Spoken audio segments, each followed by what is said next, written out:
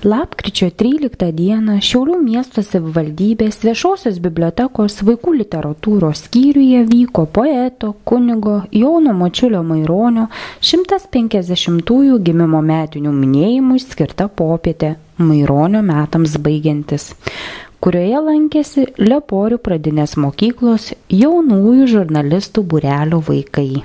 Renginio pradžioje įžanginį sveikinimo žodį tarė vaikų literatūros skyriaus bibliotekos vedėja Rima Matulevičiūtė. Graži tu mano brangi tėvynė, šalis, kur miega kapuos didvyriai.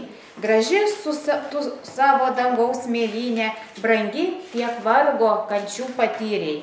Kaip puikūs slėniai sraunios dubysos, miškais lyg rūta kalnai žaliuoja, o po tos kalnų sesutės visos graudžiai malonės dainas ringuoja. Tavai vaikai, aš paskaičiau Maironio gana populiarų eilėraštį ir kodėl aš jį pasirinkau, todėl, kad vaikai mes buvome Maironio namuose, kurie yra Kaune, kuriuose gyveno pats poetas, sen apie 30 metų Kaune, ir ten Maironio namuose, pradarius jo buto duris, yra virš durų pakabintas kanklis, ir jos groja va šito Maironio eilėraščio pirmą stulpelį melodiją pagal šitą Lietuvą brangią eilėraštį. Kompozitorius Juozas Naujalis yra parašęs muziką ir va ta muzika dabar turbūt ir mes paskui paklausysime įrašą tos dainos, yra kaip ir lietuvių toks himnas.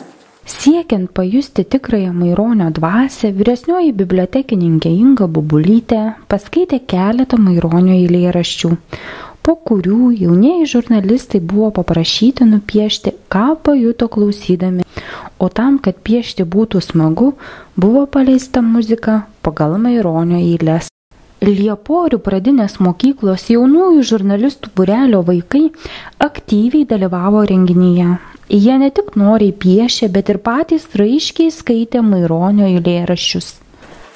Rudens dienos, nuobodžios pilkos slenka dienos, bet mainos ir be vilties, aplinkui neprieitėliai sienos, liko atsargyba ant nakties, o darbas draugas kitada, dabar tik slėginti našta.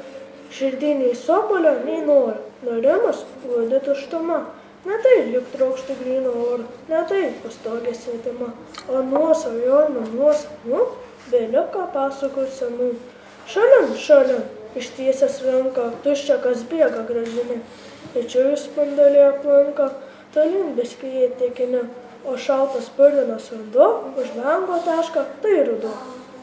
Lieporių pradinės mokyklos jaunųjų žurnalistų būrelis pasižadėjo į vaikų literatūros skyrių dažniau užsukti, juk bibliotekoje puoselėjamos senos tradicijos ir kuriamos naujos. Čia gimsta kūrybinga asmenybė, o juk būtent tokie ir turi būti žurnalistai.